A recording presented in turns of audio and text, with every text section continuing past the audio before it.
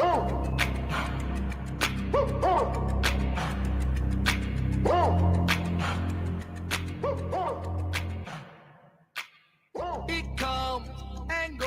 everyone. Welcome to Feels Out Loud, brought to you by Becoming Together Therapy and Wellness.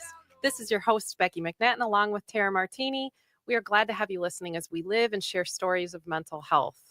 So a few weeks ago, we did a show about self-criticality, and we highlighted that which is hard to believe, that about 80% of our thoughts are negative. 80%. Yeah.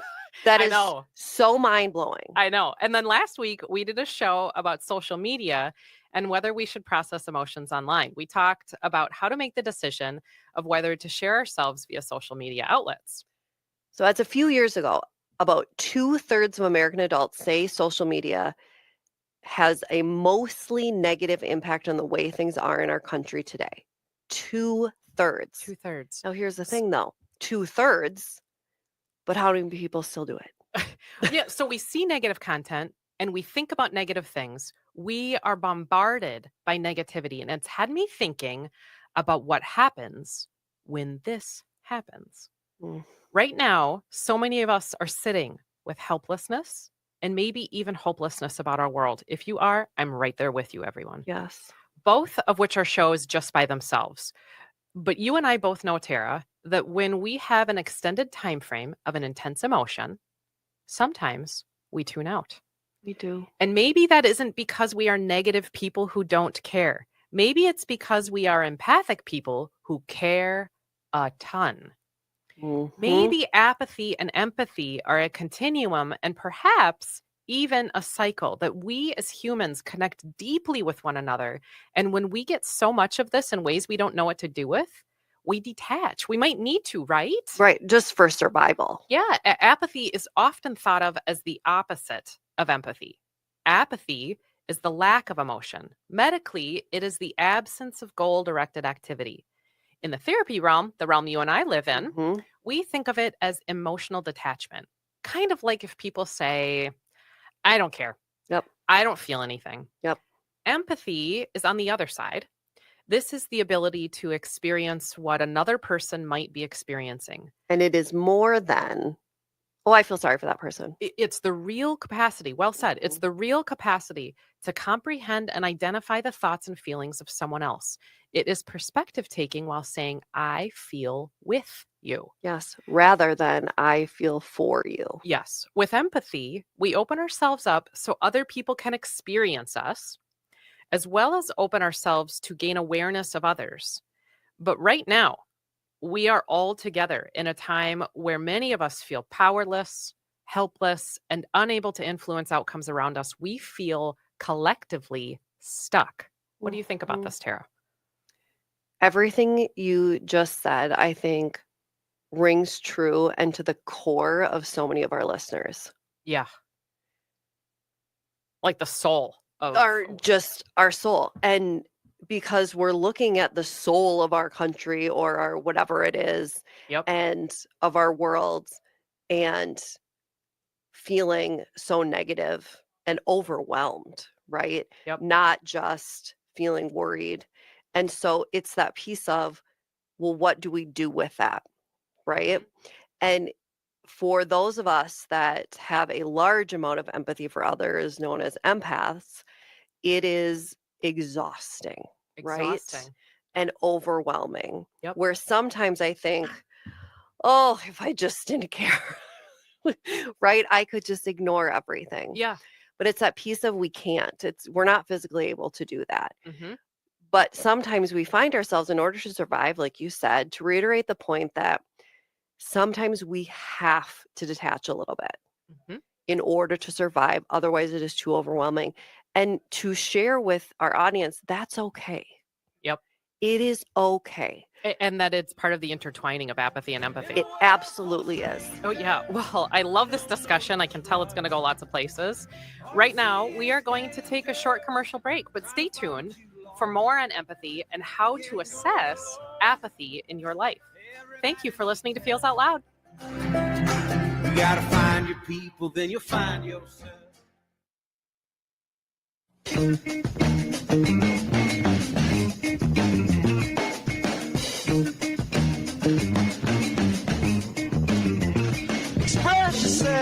Welcome back to Feels Out Loud, brought to you by Becoming Together Therapy and Wellness. I am Becky McNattin, along with Tara Martini. Let's dive right back into apathy and empathy and this continuum. So, Tara, I want to put my clinical hat on for just a couple minutes and share about the science of empathy. Love it. It's cool stuff. And for anyone who knows me, you do well. They know how much I love talking about empathy. I think we talk about it every day at the office with at least one other person. I think we do. So I love it. In order to talk about the concept of empathy, we really need to understand what is happening in our brains. Mm-hmm. And much of empathy is connected to things called mirror neurons. I'm going to say that again. Mirror neurons. This is like a mirror that you would look into and see your reflection back, combined with the word neurons, which is a type of cell that sends and receives messages from the brain and brings these to the rest of the body. All of us humans have these mirror neurons. These allow us to learn by observing people do things around us. And then when we do, parts of our brain are activated like we are doing it. It's the coolest thing. These neurons allow us to imitate what we notice and replicate the behaviors or actions ourselves. This is so cool. Have you ever been in a group where someone yawns and then all of a sudden you have to yawn? Yes. All of us, for sure. This is an experience called emotional contagion, where mirror neurons are picking up on the experience of someone else, and then our bodies also experience that too. When we observe another person, we all, as humans, tend to make meaning about this immediately. We decipher what action is being taken and why. And that second question of why is super complex because we have to think about what might come next. Right. We have to anticipate it. People in psychology call this intentional understanding. We love to have terms for all the things. Mm-hmm. Our mirror neurons try to predict what is going to happen next. Think about it as context. These mirror neurons help identify intention based on cues around what is going on. This is key in empathizing with someone else and is a huge aspect of emotional processing. Huge. And it's that piece of, I think, for people to look at it, that it is a continuum of, and I don't know enough of the science behind, do some people have more mirror neurons than others, of the piece of how important it is to be able to pick up on cues. And I think we're going to get this to a later episode down the road of well said. The importance of cues. Yeah. Right? It's amazing on how our mirror neurons have capacity to pick up on cues. Yeah. That parts of the brain get activated by our own emotions and are actually activated by other people's emotions, only by observing them. We can mirror the brain state of another person. So I want to give an example here because sometimes that helps. Let's think about a person breaking apart a cardboard box at work and getting a paper cut with that cardboard. At my home, we call these cardboard cuts. Mm-hmm. They walk inside the break room and they talk about this cardboard cut with their coworkers and they describe it. Everyone makes a face, says, "Oh," and one person said, "That hurts so bad." Yes. That is mirror neurons influencing empathy. People are feeling the cardboard cut without actually being cut themselves. They are experiencing with their coworker what that coworker is going through. Just a few days ago, someone in my own family grabbed a container out of the fridge. This is an experience probably all people have had. My family member opened it up and then smelled it. We all have. It was old and probably had been there in a while. My family member made this face of disgust. And without them even saying anything, I wrinkled my own nose. And I said, "Gross." This is mirror neurons. We are feeling what the other person is feeling without actually experiencing whatever they are. And this is empathy. I love this. With empathy, we see someone experiencing an emotion and our brains activate as if we are experiencing that emotion too. So have you used mirror neurons, your own mirror neurons lately, Tara? Oh my goodness. Yes, absolutely. And I am just so stoked that we're getting this topic out there and educating people because it is so fascinating, right? Mm-hmm. All of us have heard the word empathy, but to know the science behind it is always so cool, mm-hmm. right? I, as a teacher, would always say to my students, there's one lesson in particular, we talk about the 5 senses. And I'd be like, today we're going to learn the science behind the importance of 5 senses. Yeah. And it was this idea of, well, rather than just throw this obscure topic, it's not us just saying it's important. It literally is science. And this is a great example of yes, this. and we don't necessarily ask our mirror neurons to do this stuff. Right. They just do. Well, yeah. All the time. So it's the idea of when you say, have you been using your mirror neurons lately? So I had a small procedure done where I have stitches on my eyelid, and my daughter, right after the experience, it was as though she was experiencing the same thing. Like when she saw the stitches, she kind of touched her eye and was like, oh. Well said. And every time I'd have to be like, can you help me with the cream or grab my ice pack?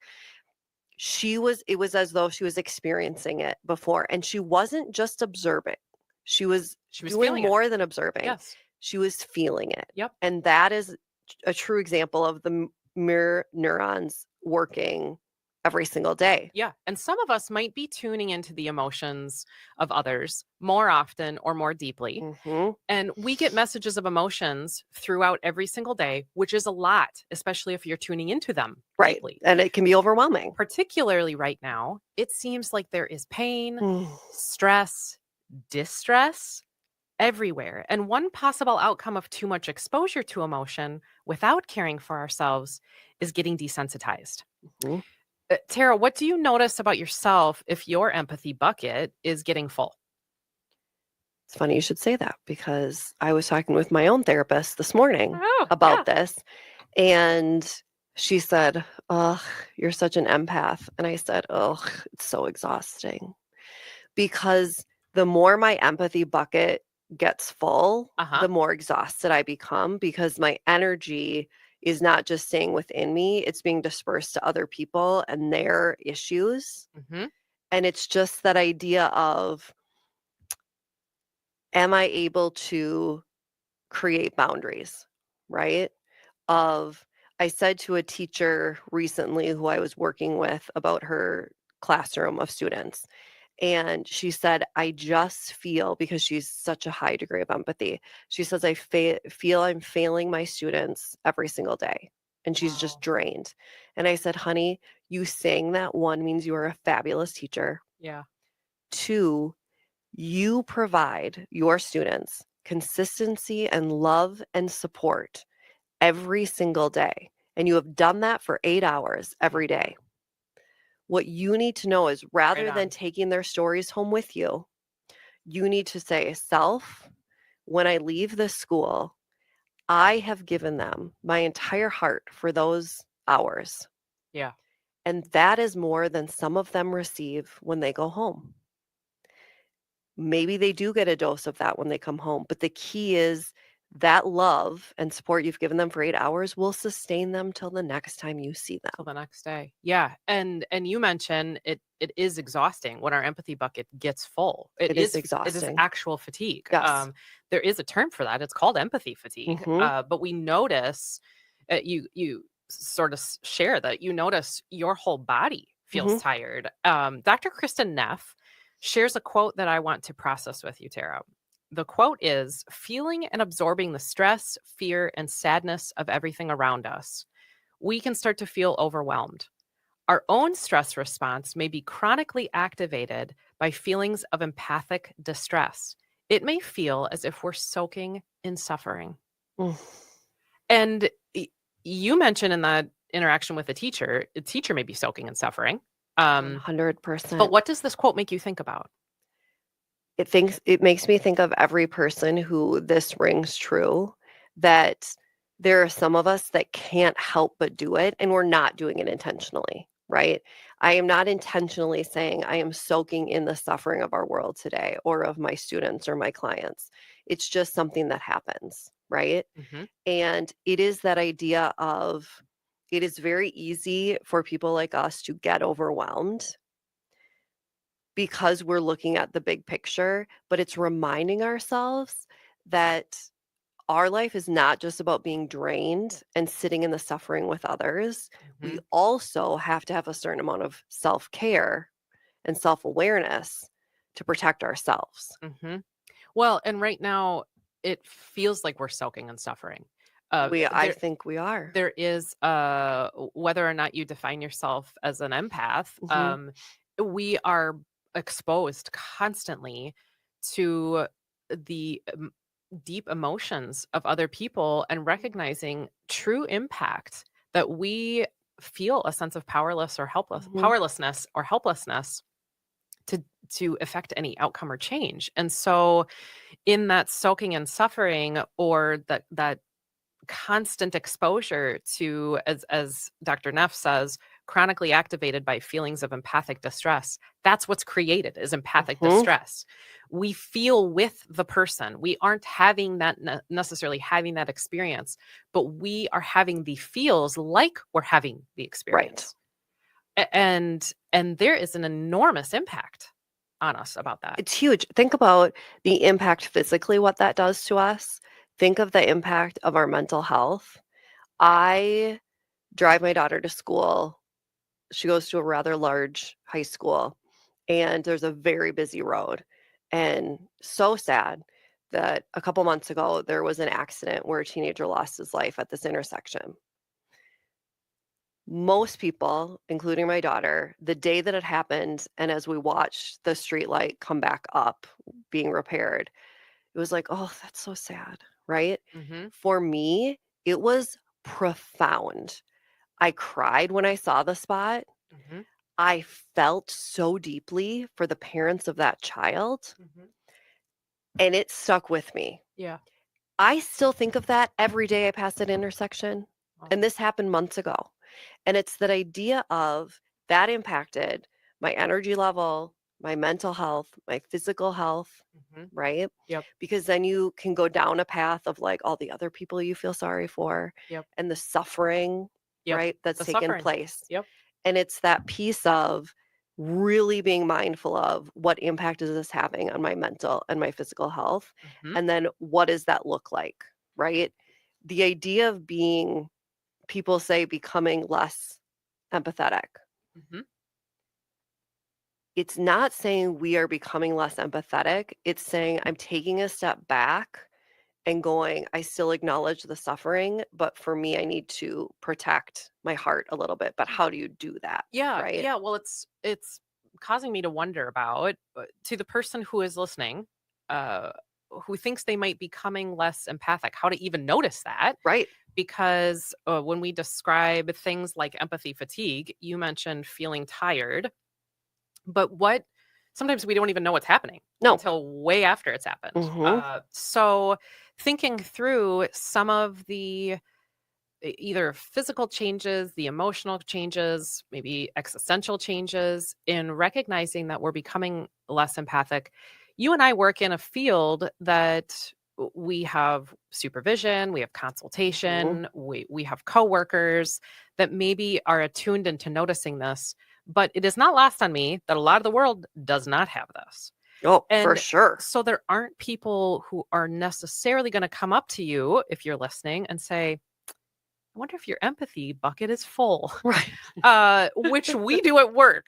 But Yes. It's our work is rooted in empathy. we work in a very interesting bubble. And so to the person who is listening, who's saying, I wonder if I'm noticing myself becoming less empathic, that I might be experiencing empathy fatigue. This Right. is becoming a Burnout. lot. I'm soaking in suffering. Mhm. I would say you might be thinking about burnout, whatever that is defined for as that person.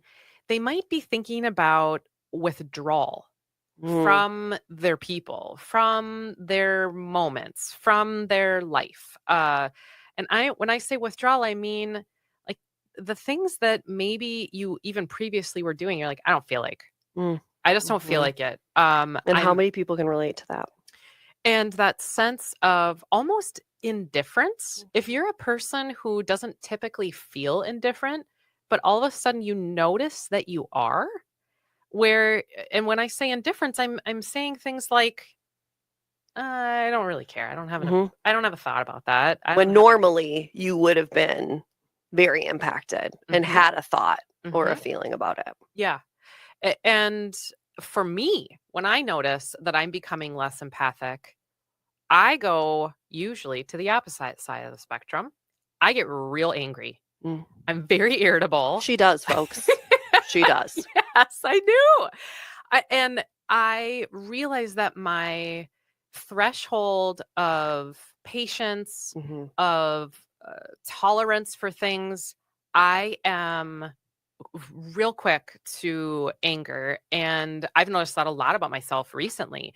For me, powerlessness and helplessness, a floodedness of other people's emotions tends to show up in my kind of vengeful or angry sense about the world in general.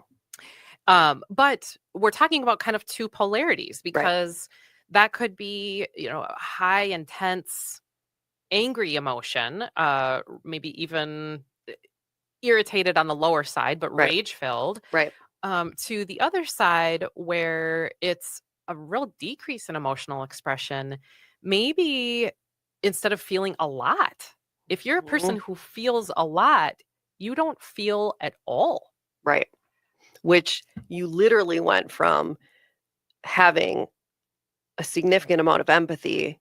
Now you've gone down that continuum, and it's almost that you've gotten to the point of apathy. Yes, which you bring up a transition to this, how to assess apathy. So if you are a person who perhaps notices those empathy fatigue ideas and are present in your life, how to assess for empathy? Well, you and I came up with 4 questions that people can ask themselves, and then we're going to chat about these for a little bit. First, have I lost interest in things I enjoy? 2, are my emotions kind of flat? 3, am I withdrawing from things? 4, have I stopped caring? So 4 really simple questions that you can ask yourself. Am I in a space of apathy? What would you say to that, Tara? Well, and I think too, it's so important to distinguish that some of these questions are questions we ask clients leading to depression, right? Yes. That we're not talking about, am I withdrawing from things? And there's that piece of deep sadness and whatever. What we're saying, it's not the deep sadness piece. It's literally the lack of things. Yes. So am I withdrawing from things and simply just withdrawing, right? Yep. Are my emotions kind of flat? Flat as in not sad, just flat as in non-existent. Yes. Right? And so it's so important to distinguish those two, and that piece of how easily the audience can literally just think about, wow, have I lost interest in things I enjoy? To where not the sadness piece, but I just don't care. Yeah. Well, we did a show several weeks ago about disconnection. Yes. And that there is a function behind that. There is. So as you're saying, it isn't necessarily an emotion on the side of longing or despair or depression. It might come from that, because it may come from that floodedness, as we talk about soaking and suffering, as Dr. Neff said. But it is the absence of feeling that we have tuned out from feels. We have almost unplugged ourselves, as we talked about in that show weeks ago, and that there is utility to doing that sometimes. It's okay to swing to apathy. You mentioned that at the beginning of this show, that there is a function to, if we can recognize, oh my gosh, there's a function to this. It's all right, because all feels come with energy, and an expensive energy. And there may be a requirement for us to say, oh, okay, where am I at? I'm not feeling anymore. There's kind of a numbness about that, actually. Numbness is a great word. And it can be a food for thought around assessing, am I in an apathetic space right now? Am I experiencing apathy? It isn't helpful to stay there. Right.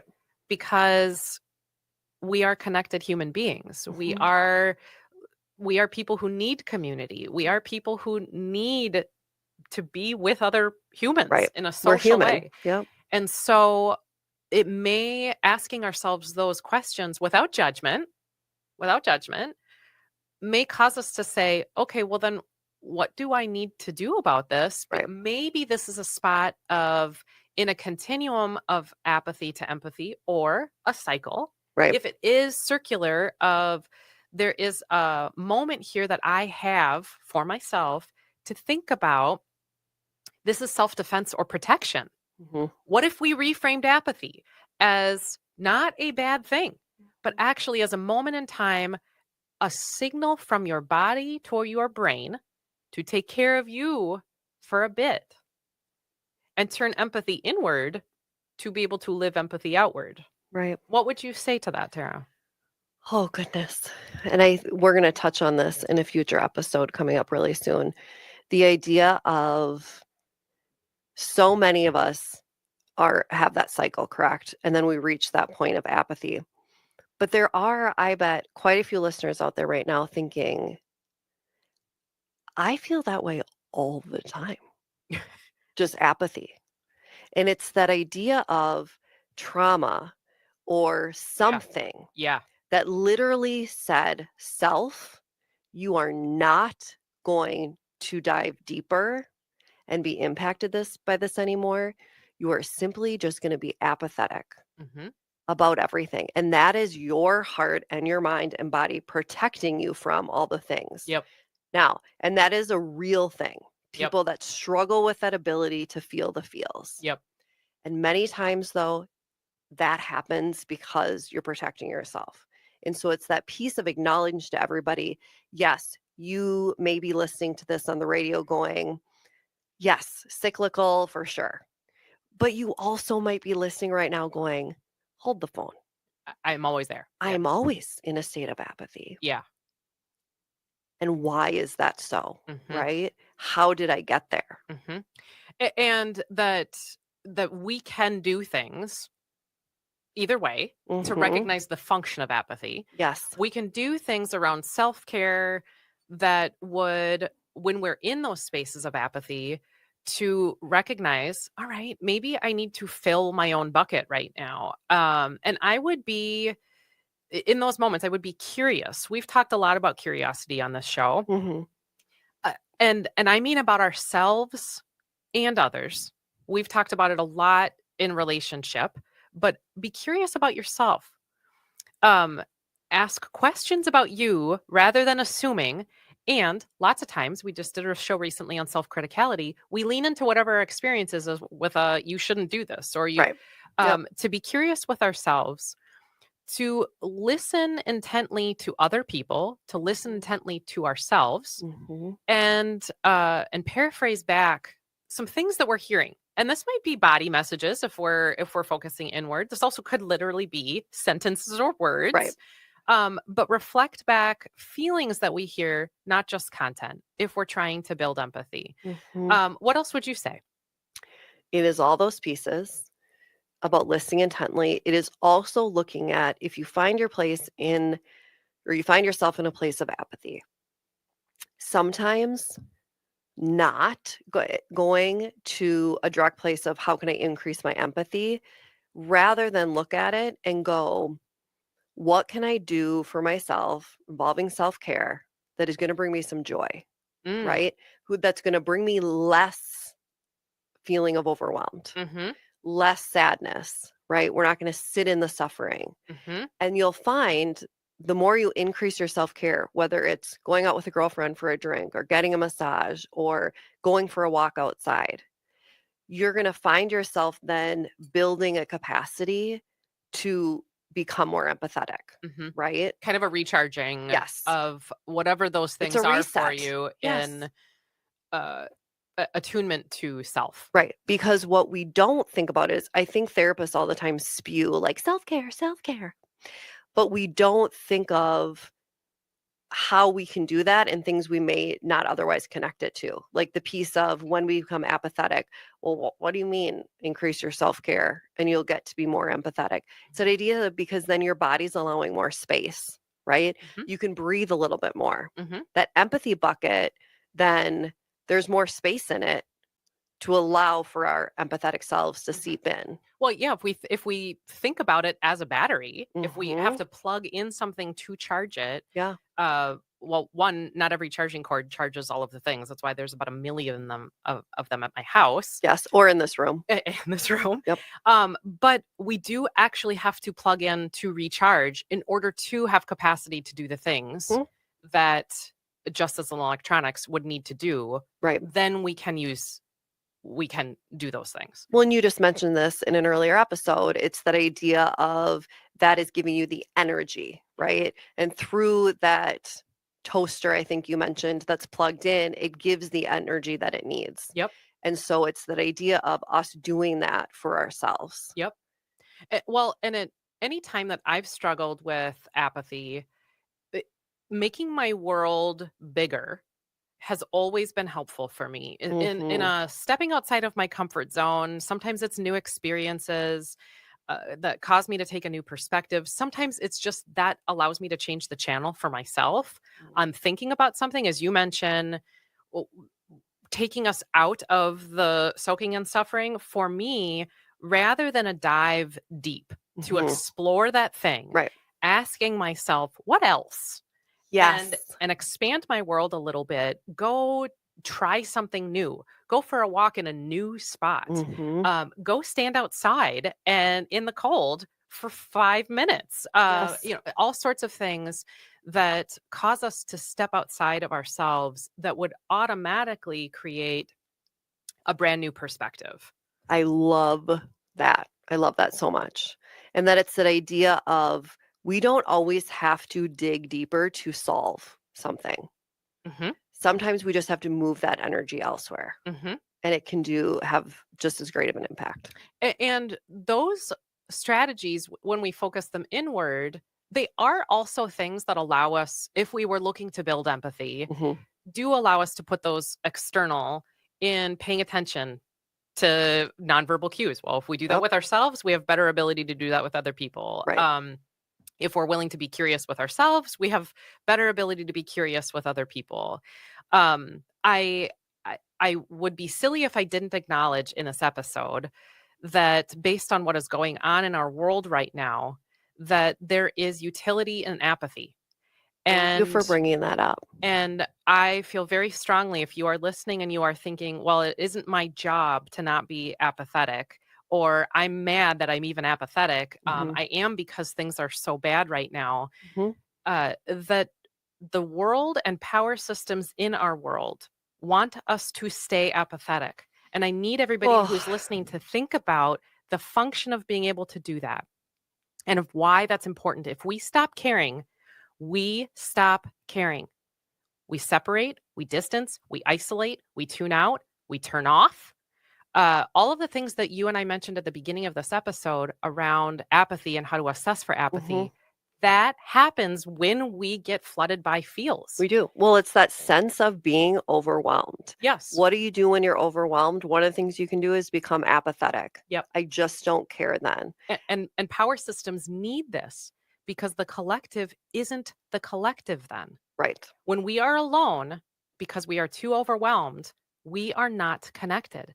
And I get it, but I'm going to challenge everyone listening today to think about how systems of power might just want this to be the outcome, and they might need this to be the outcome. Apathy is not empowered. Empathy is. It is, and it's what will make things better. Empathy is curiosity about others, it's participatory, it's perspective taking, and as we said earlier, it's a desire to know and understand intention. Do not hand your power over through disengagement. People do not hand your power over through disengagement. And I struggle with this every day. I struggle with this every single day because... And our clients struggle with this. Yes, right? Because I found myself so angry As I said, when I get apathetic, I get angry. Yeah. And sometimes when I get angry, I get vicious. I tend to get very vengeful. But that is what power systems want me to feel right now. It is what they want me to feel, and it's how they're fed and how they can continue to exist, because we hand power over through our own isolation and our own lack of engagement.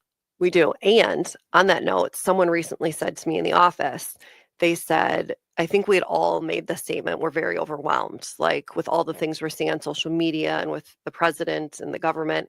And someone stated, but this is what they want. They want us to be overwhelmed, right? Because if we're overwhelmed, we don't know where to go, right? We start drowning, and they want that. And as I thought about it, is what they want is for us to become apathetic, right? I'm so overwhelmed, I'm just not going to feel. Yes. I'm so overwhelmed, I'm not going to fight for any cause because I don't even know what cause to fight for because there's so many. Yep. That is the opposite of what we should be doing. Yep. It is saying to our audience and to one another and our clients and everyone is, please continue to be empathetic human beings, right? Because apathy keeps the issues going. Yep. Empathy creates solutions. And if you find yourself in a space of apathy, as we said, be kind to you. Yes. Care for yourself so you can care for and with others. Right. Don't judge the apathy. And if you notice other people who are apathetic, perhaps they're flooded with empathy. Perhaps they're soaking in the suffering. Right. So we can lean into that with kindness, that their apathy may be the functioning utility of something much deeper or much bigger. So don't judge that you're feeling apathetic, but also say to yourselves, if there's something I can do right now, it is to hold my own helplessness. It is to hold my own helplessness. It's to respond to that so I can have energy and recharge the to power do the thing. to do it. Yes, the power to do it. And it is, we are blessed, the two of us, we do have the capacity to sit and say those things to ourselves and then turn it into action, right? And so, but it's also our obligation for those people that don't have a voice or don't have the strength to do it. Well, then let's do all the things. Let's do the things to give people the voices. One of the things I said when I was on Twin Cities Pride Amplified, the radio station, I said, here's what I'm going to do, because we did an episode around the inauguration. And I said, my response is, I am matching all that hate with love. The more you hate, the more I'm going to love. Yeah. And that is what I'm going to keep doing. Yep. Right? Because what we don't want is an apathetic world. Yep. And if we can recognize, oh, that's exactly what somebody else wants me to do, then use that. Yes, when your stubborn little self, you dig those heels in and you use it. Yes. You want me to be apathetic? Honey bunny, that's not going to happen. Yes, I'm going to do the opposite. And if we say it's a continuum or a cycle, know that in here, how to resource yourself to stay in that empathy space. Find your people and community, stay connected, because that is the way to sustain the energy. But be kind to yourself in the cycle, and know that by itself is power. Yes. That by itself is power. And what do you think would look different, Tara, if we used empathy more? Oh, I think, and I said in an episode, you had asked me a similar question. I said, oh, the world would just be a more beautiful place. We'd have less conflict.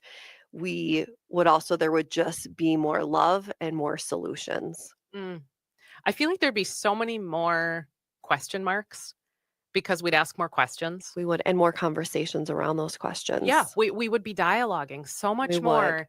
And there would be so much less assuming, because we would say to ourselves, well, I don't know. I don't know your story. I don't know.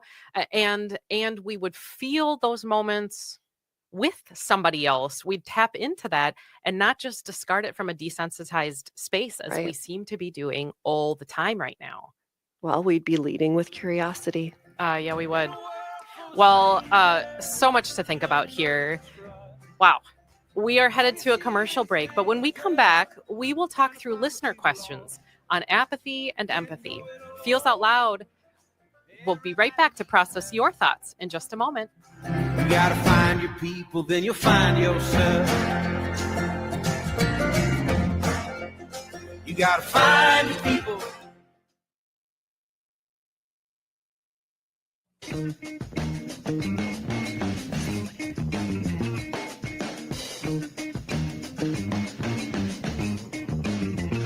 We are back again with Feels Out Loud, and this part of the show is where we talk through questions from you, our listeners. If you have a question related to mental wellness, sharing feelings, or our topics for each week that you would like us to process through, please visit our website at becomingtogethermn.com and find the Feels Out Loud page to submit a question directly. Or you can always email us at contact@becomingtogethermn.com.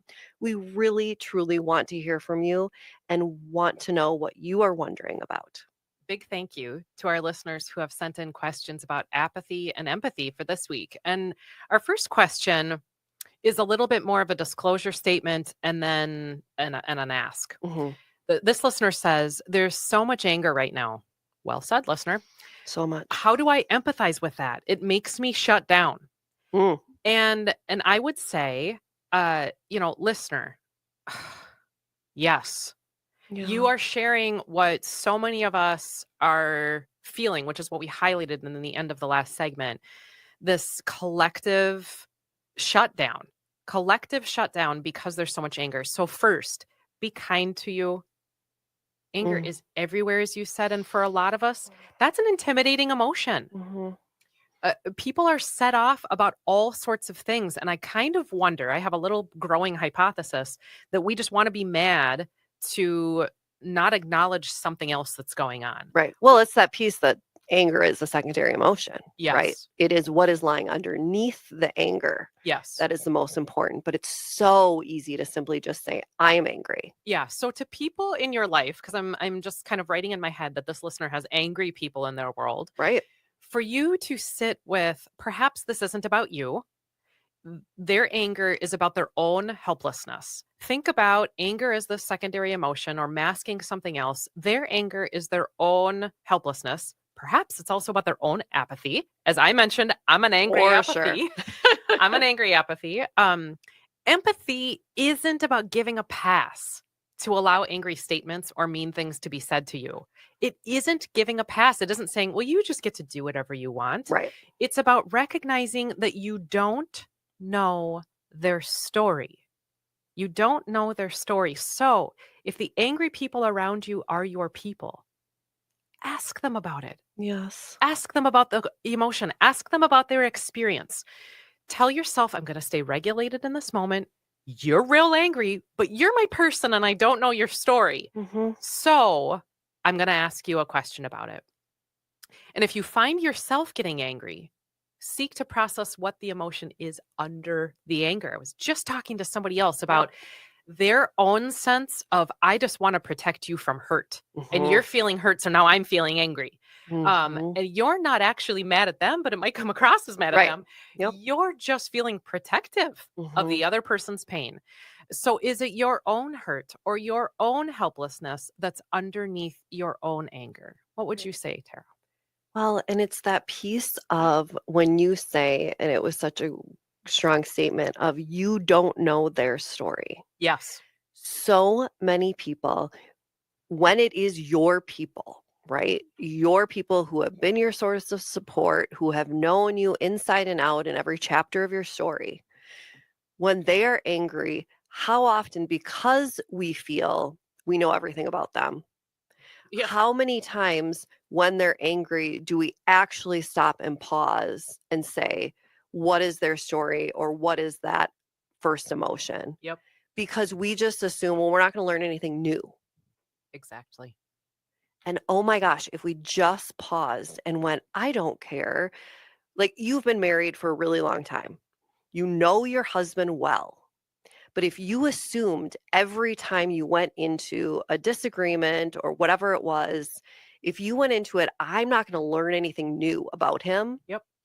you'll never make progress. Story is always being written. It always We'll end is. there. You know, story's always being written. And we are at the end of our show for today. Thank you for listening this morning. Join us next week as we talk through more emotional topics. And in the week ahead, be kind to yourself. Remember that a connection fosters wellness, and your voice is one the world around you needs to hear. Please share yourselves, friends. Some will, some won't. I wanna feel just